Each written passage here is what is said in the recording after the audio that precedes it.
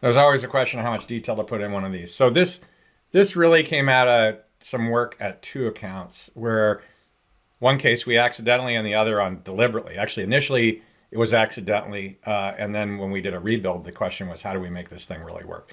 So someone wants your software. Either you did it deliberately, marketing wants to sell it, or somebody saw what you were doing and they wanted your software. And the question is, how do you sell or lease it to them? With the cloud, the nice thing now is a lot of times you can lease stuff pretty easily, and you can stand it up not in your data center because you not don't have one anymore, but you can put it in some kind of shared account or subscription area, and we'll talk a little bit about how that works. And that's actually gonna that the real questions are, what security boundary do you need? What kind of data isolation?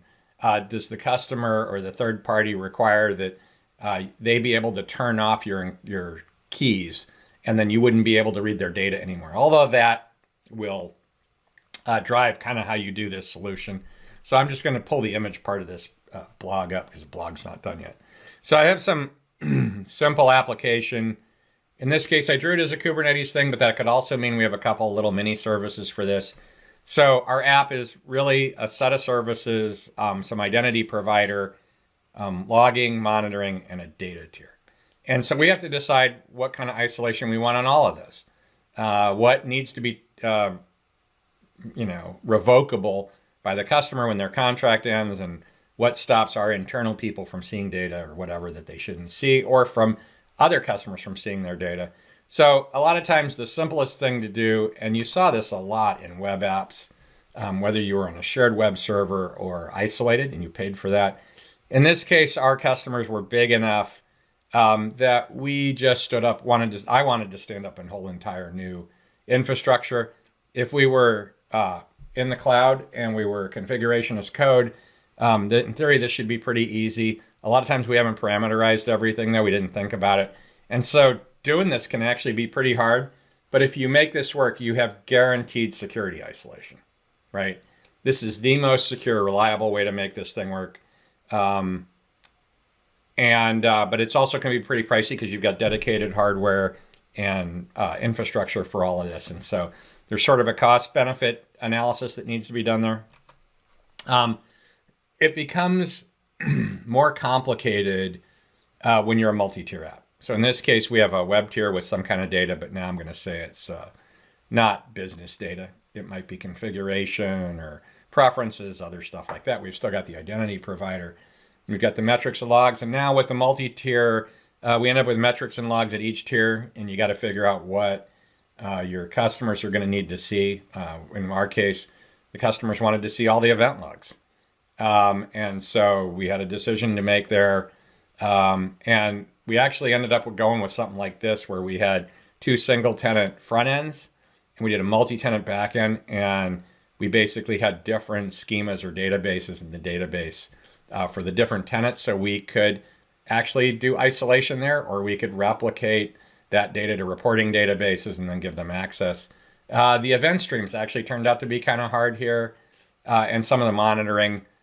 And it also turned out that it was difficult for us in the implementation we did to make it where they could revoke like encryption keys and walk away knowing we couldn't read their data.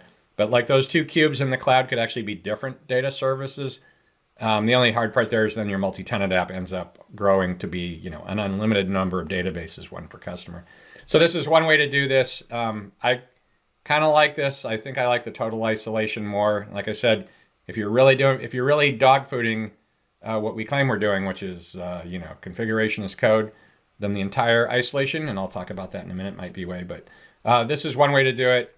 The next thing, I'm sorry about the size on this one, is, hey, it turns out the ecosystem is more than just your web app and the service tier. There may be backend processes that you use to either keep track, accounting, or do other stuff for this.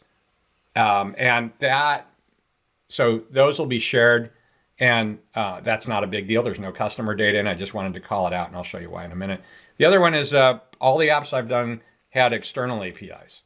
So we had some user interface for the customer or the company to interact with their customers, and then or with us, and then they wanted the ability to provide data. So I had one where We were doing compliance, and we would ask people to send compliance data.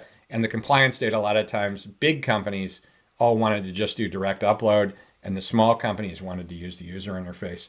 So for this compliance system, and then we wanted to sell this compliance system for other compliance businesses, right? So this compliance system, in this case, we had an API that would go directly to the data store. And you look at it here, it probably should go through the tenant service tier, but in this case, we went directly to the database. And so when we bring another customer online, what happens in our case, we did the multi-tenant thing I showed before. What we should have done to provide better isolation, and it worked better in the cloud. So in this case, I have two teams running the same, two companies running the same compliance system. And what we did here is we did a single API, and we knew by credentials, we could do credential-based routing, which of the stacks that system was. So everybody could come through the same. We might have done a CNAME on it to give it, compliance company A and compliance company B.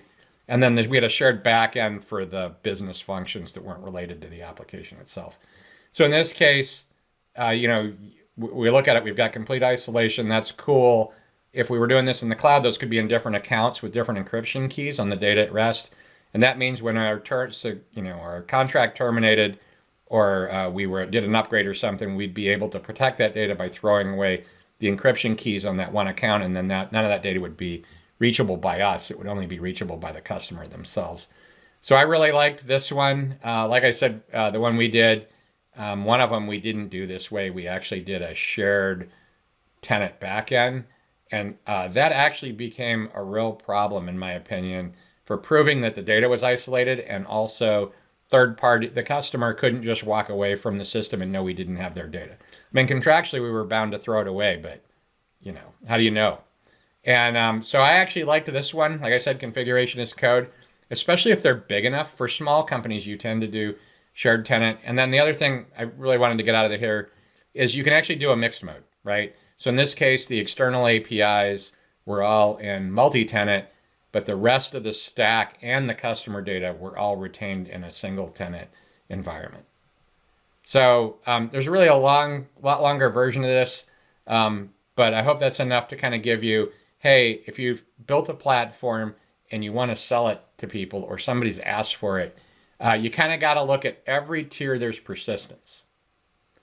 If there's data stored somewhere, is that data going to be single tenant or multi-tenant? And then you got to figure out how to build your app around that. And then all the monitoring and logging and any access to reporting database is the same thing. Like I said, one of these we did multi-tenant in the same system, and there was no way to give anybody access to the database for reporting because all the customer data from all the customers was all mixed together. And then in the other one, we didn't do that. It was a lot nicer for being able to provide certain kinds of functionality. So that's it. I hope this was somewhat interesting. If you are in a position where you want to build, or you have built software and somebody else is interested in it, the question is your software still just a piece of software, or is it platform ready to be used by others? Have a great day.